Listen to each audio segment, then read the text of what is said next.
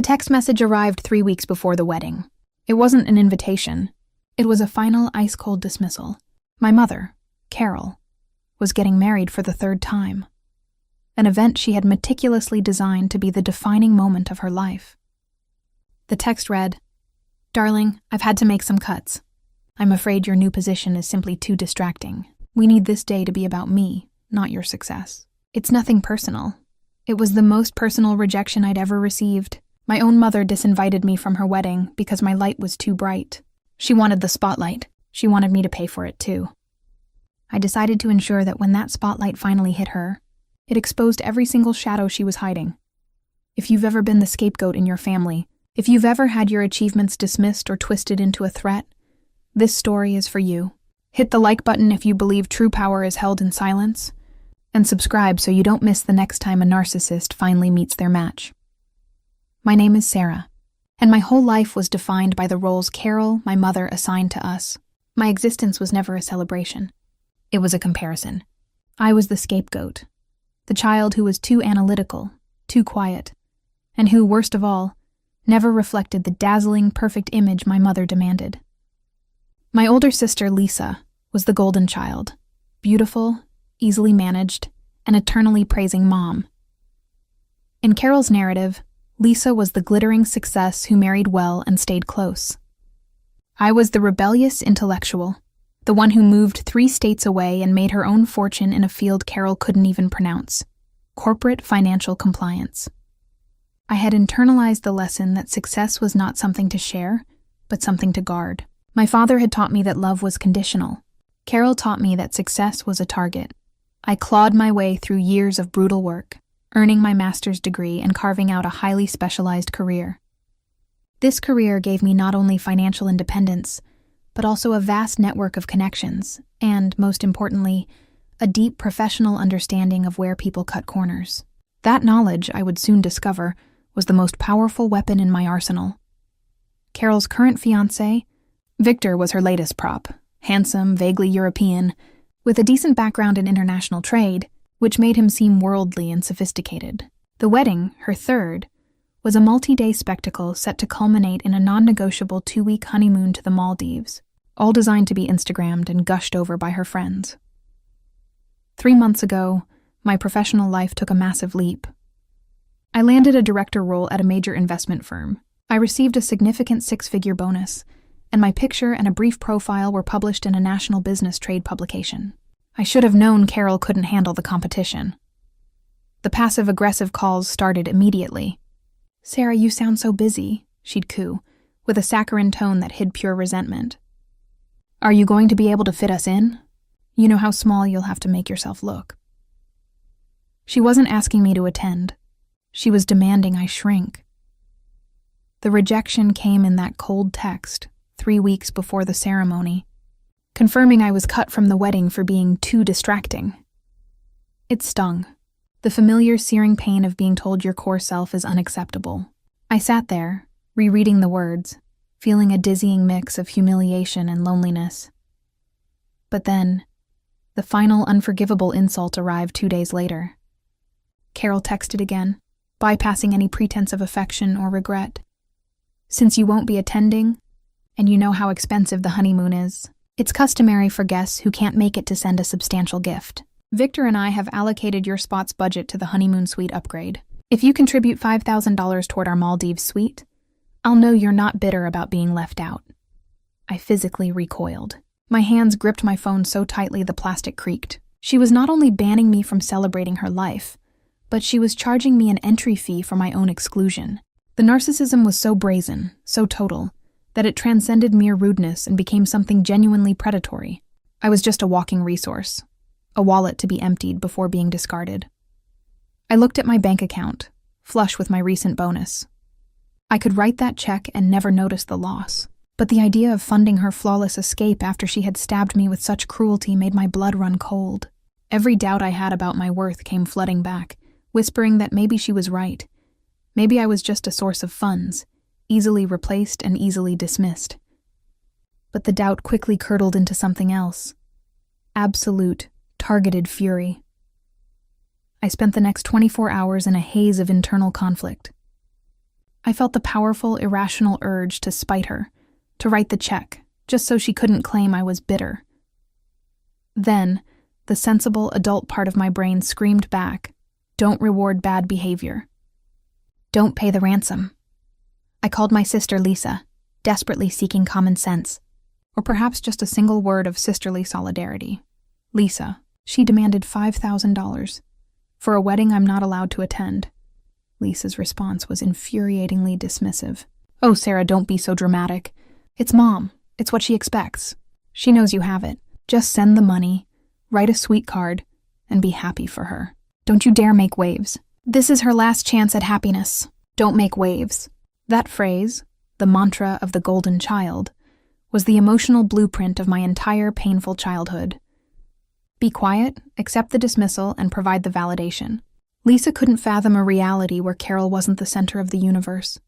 She was telling me to minimize my worth so Carol could shine brighter. I hung up, the internal trembling now a steady, cold shake. I realized I was entirely alone in this fight. Carol and Lisa were a united front, dismissing my accomplishments and my emotions. I looked around my apartment, the product of my relentless ambition.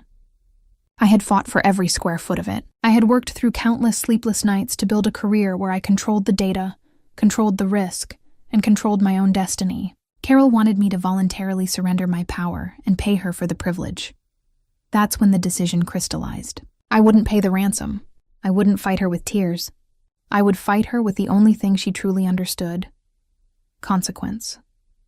Carol believed my professional success was merely a title on a card, a shallow threat. I needed to prove to her that my career was the key to controlling her carefully constructed reality. She wanted her wedding to be perfect, untouchable, and defined by the honeymoon. That, I realized, was the perfect fragile target. I walked over to my desk, my spine straightening for the first time in days. The pain hadn't vanished, but it had been converted into a cold, diamond-hard resolve. Carol wanted me to feel the sting of exclusion. I would ensure she felt the blinding public shock of exposure. I pulled out my secure work phone. I texted the only person who could help me navigate the legal and financial murkiness of an international target: Daniel Peterson. Daniel was a senior partner in our firm's forensic risk assessment department and a close friend. He lived for finding the hidden dirt in global transactions. The text was simple, professional, and devoid of emotion. Daniel, high priority, completely off the books. I need an emergency deep dive profile on Victor Groom's last name. Focus on international assets and tax compliance specifically relating to travel to the Maldives. Find the hole. I was no longer Sarah, the hurt daughter. I was Sarah, the compliance director, and I was about to audit my mother's fiancé. Daniel's response was immediate and focused. He knew my request was personal, but respected my professional approach. I need access to specific databases, Sarah. Give me 48 hours, he wrote back. Those 2 days were agonizing, yet electrifying. I continued my normal work schedule, but underneath, my mind was racing, building the various scenarios. I realized how much I knew about the hidden world of wealth, the world Carol so desperately wanted to inhabit. I knew the difference between tax avoidance and genuine compliance negligence. I was looking for the latter. When Daniel finally called, his voice was quiet, respectful, and slightly impressed. "Sarah, your instincts are incredibly sharp," he stated.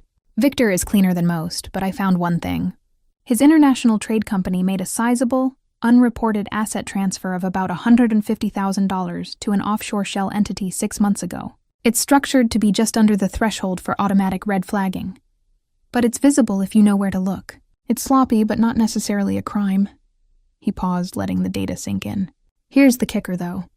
When he filed his travel documents for the Maldives trip, he had to declare any high-value assets he was transporting, or any assets tied to his travel fund. He failed to declare this specific offshore bank account. It's a minor, easily corrected compliance issue, technically. But if someone were to anonymously tip off Airport Customs and Border Protection, CBP, about the undeclared asset and the suspicious transfer right before his flight, he'd be flagged for secondary screening and potential detention for questioning. My heart didn't pound. It froze with cold, focused satisfaction. This was perfect. The issue wasn't big enough to permanently derail Victor's life, or mine through legal trouble, but it was just big enough to derail the one thing Carol could not compromise on: the flawless illusion of her new, glamorous life. The Maldives honeymoon. She wanted $5,000 for her suite upgrade. I was about to buy her a complete cancellation. The revenge had to be surgical, non-traceable, and perfectly timed. I crafted the anonymous tip-off email meticulously. I used triple layers of VPNs, burner accounts registered in a different country, and wrote the email using precise, bureaucratic language that made it look like it came from an internal whistleblower or a competing firm's intelligence. I attached the relevant transaction summaries Daniel found, ensuring the information was detailed and credible enough to trigger a high-level, mandatory review. The plan was set. The wedding was a Saturday night. The flight was 2:01 a.m. Sunday morning. I would send the email exactly 3 hours before the flight, at 11:00 p.m. 3 hours was the golden hour. Enough time for the tip to land on the desk of a late-night agent, be cross-referenced with Victor's recently filed travel documents, and trigger the flag before he could check in and get to the gate. But too late for him to cancel or change his documentation without massive, public chaos. The day of the wedding arrived. I was miles away, sitting in my apartment, watching the ceremony unfold on Lisa's constant, frantic social media stories. I saw Carol draped in lace and diamonds, glowing with manufactured happiness. I saw Lisa, beaming proudly as the dutiful golden child. I felt nothing. No sadness. No anger. Only the relentless, cold anticipation of the clock ticking down to my chosen moment of consequence. The ceremony was long over. The reception was deafeningly loud with forced cheer. Lisa's post showed Carol and Victor dancing, kissing, and toasting their perfect future. Everything was proceeding flawlessly, exactly as Carol had planned. The final hour approached. The family and guests were escorted outside for the grand departure. Carol and Victor waving from a classic car that would take them straight to the airport for their late-night first-class flight to paradise. The illusion was complete. I looked at the time. 10:55 p.m. 5 minutes to go. I sat at my laptop staring at the send button. This was the point of no return.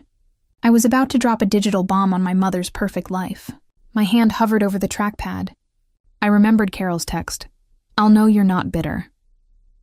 At 11 p.m. precisely, I clicked. The anonymous tip, complete with the undeclared asset information and transaction logs, vanished into the ether, untraceable. I waited. The silence was agonizing. Did the email go to spam? Was the agent on duty lazy? I sat rigid in my chair, unable to look away from the clock as the minutes bled toward the flight time. At 1:30 a.m., my phone buzzed. It was Lisa, the golden child, calling me for the first time in months. She was crying, her voice thin, sharp, and hysterical, and the background was loud with shouting and the sterile echo of an airport terminal. "Sarah, you won't believe this. We're at the customs line. Victor is being detained. Customs pulled him." I took a slow, deliberate breath, letting the sound of her panic wash over me. "Detained? For what, Lisa?" I asked, my voice calm and low. "They're asking about some ancient, stupid financial thing. They took his passport. They're saying his entire international profile is flagged because of some undeclared asset and a suspicious trade history." Mom is screaming, Sarah, screaming at the agents. "She's hysterical." "The flight leaves in 20 minutes. They won't let him go." I could hear the piercing sound of Carol's high-pitched, desperate shouting in the background, the sound of her perfect image cracking under pressure. The sight of her at the customs desk, powerless and shrieking, was the exact mental image I had engineered. "Lisa," I said, maintaining my composure. "It sounds like they're investigating something serious. Victor must have done something highly non-compliant.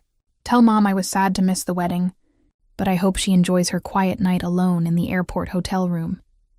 Then I delivered the final, crushing sentence, tying the whole scheme back to her original cruel demand. My voice was a monotone whisper of pure victory. "And tell her that was my gift. Tell her I'm afraid luxury trips are simply too distracting for my schedule. I'll forward the $5,000 to my own savings account." I hung up. I didn't wait for her reply. The silence that followed was not lonely. It was triumphant. I didn't get the apology I deserved, but I got something far better. The undeniable public proof that my mother's fragile happiness was now subject to my invisible power. She wanted me to pay for her escape. I used my earned power to pay for her public failure. Victor spent 2 days being held for questioning. The authorities eventually cleared the minor compliance issue. But by then, the 2-week honeymoon to the Maldives was completely lost. Carol was forced to spend the first week of her marriage stewing in a mediocre airport hotel while Victor dealt with paperwork. The entire grand narrative of the wedding collapsed into a humiliating public story of financial complications. That revenge wasn't about money or violence. It was about validation. Carol tried to diminish me, to make me small, to make me apologize for achieving something real. She tried to profit from my exclusion. By ruining the one thing she held sacred, her public image, I proved that the power she feared in me was real. The ultimate prize was the realization that I was no longer the scapegoat. I was the one who held the control. She tried to make me pay for her wedding, and I used my skills to make her pay for her narcissism. What do you think about Carol's fate? Did she get what she deserved for banning her own daughter? Let me know in the comments. Hit that like button and subscribe for more stories where the quiet sibling delivers the ultimate calculated revenge.